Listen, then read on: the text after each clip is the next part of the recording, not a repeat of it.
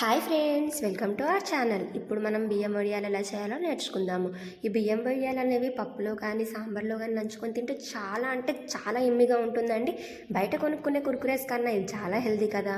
So ముందుగా అయితే first 4 glass of rice and 1 glass of సగ్గుబియ్యం అయితే మనం ఓవర్ నైట్ నానబెట్టుకోవాలి. సగ్గుబియ్యం అయితే సాఫ్ట్నెస్ కోసం అండి. అండ్ పచ్చిమిర్చి చూడొచ్చు మీరు. ఈ పచ్చిమిర్చి అన్నవి మనం మిక్సీ జార్లో వేసుకొని మిక్సీ అయితే పట్టేసుకోవాలి.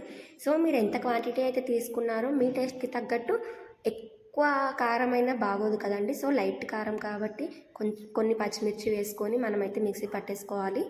దాని తర్వాత మనం ఓవర్ నైట్ నానబెట్టుకున్న బియ్యాన్ని అయితే మీరు చూడొచ్చు ఎంత చక్కగా నానిపోయాయో. వీటిని మనం 2 or 3 టైమ్స్ కడిగేసి దాని తర్వాత మనం మిక్సీ పట్టేసుకోవాలి. ఇక్కడ మీరు చూడొచ్చు ఎంత చక్కగా నానిపోయిన తర్వాత మనం మిక్సీ పడితే చాలా మెత్తగా వస్తాయండి. మరీ పలుచగా కాకుండా మరీ చిక్కగా కాకుండా మీడియం క్వాంటిటీలో మనం అయితే మిక్సీ పట్టుకోవాలి అండి.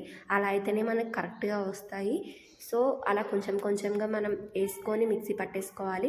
ఇక్కడ మా అమ్మాయి అయితే మిక్సీ పడుతుంది. ఈ లోపల మనం వాటర్ పెట్టేసుకుందాం. ఒక్కసారి అటు వచ్చేసేయండి. ఇప్పుడు మనం ఒక పెద్ద బగోనాలో వాటర్ తీసుకొని అందులో మనం మిక్సీ పట్టుకున్న పచ్చిమిర్చి పొడి ఉంది కదా, దాన్ని యాడ్ చేసుకోవాలి. నేను తీసుకున్న బియ్యం పిండికి 2 బగోనాల వాటర్లో అయితే హాఫ్ వాటర్ తీసుకున్నాను. అవి కొంచెం మరిగాక మన టేస్ట్కి తగ్గట్టు సాల్ట్ యాడ్ చేసుకొని అండ్ ఇందాక మిక్సీ పట్టుకున్న పిండి ఏదైతే ఉందో వాటిని కొంచెం కొంచెంగా కలుపుకుంటూ వేసుకోవాలి, లేకపోతే ఉండలు కట్టేస్తుంది. సో నేను 2 బగోనాలు తీసుకున్నాను. ఇలా కొంచెం చిక్కగా అయ్యాక ఆ పిండి అన్నది ఆపేసి కొంచెం మరిగిన తర్వాత మన క్వాంటిటీ అయితే ఇలా వస్తుంది అండి. ఇలా వచ్చే వరకు మనం చేసుకోవాలి. దాని తర్వాత చల్లబడ్డాక ఆయిల్ కవర్స్ కానీ ఇట్లాంటి ప్లాస్టిక్ కవర్స్ కానీ మీ ఇంట్లో ఉంటే ఒడియాలు పెట్టుకోవడానికి చాలా బాగుంటుందండి.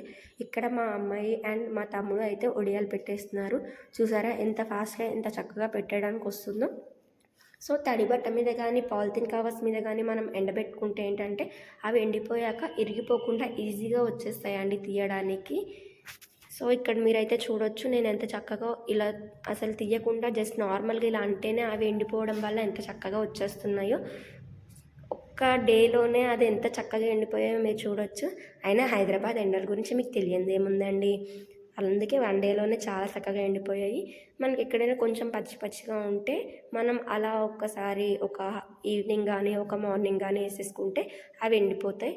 సో మనం ఇక్కడ అవి ఎలా ఫ్రై అవుతాయో మీకు చూపిద్దామనేసి వీడియో తీస్తున్నాను. చూసారా మల్లెపూల్లో ఎంత చక్కగా పొంగుతున్నాయో. సో మనకి వేరే ఇంగ్రీడియంట్సే అవసరం లేదండి.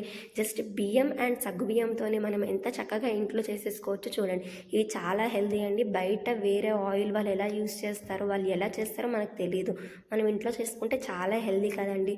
సో మీరు కూడా ట్రై చేసి ఎలా వచ్చాయి కామెంట్ బాక్స్లో కామెంట్ చేయండి అండ్ సబ్స్క్రైబ్ చేసుకోండి. Thank you.